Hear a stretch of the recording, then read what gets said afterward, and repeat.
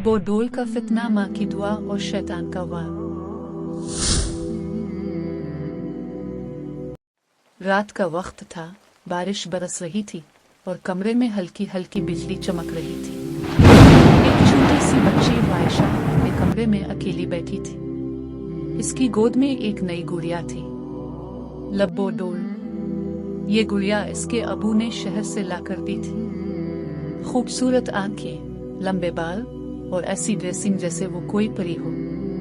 मगर आयशा को क्या मालूम, ये लब्बो डोल सिर्फ एक खिलौना नहीं थी, बल्कि एक आजमाइश थी। शुरू में सब कुछ नॉर्मल था।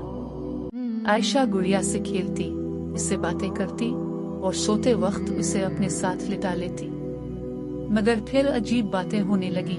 एक रात जब सब सो चुके थे, आयशा की वालिदा की आंख खुल गई।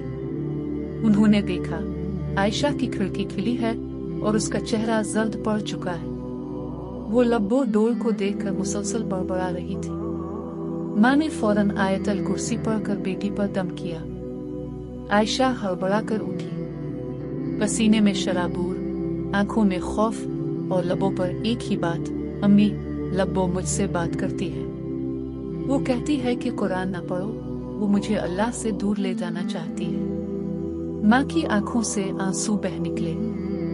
इन्हें समझ आ चुकी थी, ये मामूली गुड़िया नहीं, ये एक रूहानी फितना है। उन्होंने फौरन लब्बो डोल को हाथ में उठाया और सूरा बकरा, सूरा अल नास और सूरा अल फलक पढ़कर उस पर दम किया।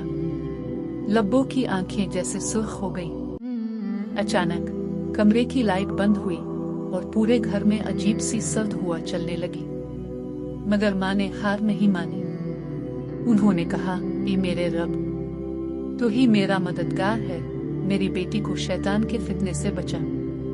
वो लब्बो डोल को उठाकर घर से बाहर गई और करीबी कब्रिस्तान के किनारे इस गुड़िया को दफन कर दिया, कुरान की तिलावत के साथ। उसी रात माँ ने ख्वाब में देखा, एक नूरानी चेहरा कह रहा है, तुमने बरवक्त कदम उठाया।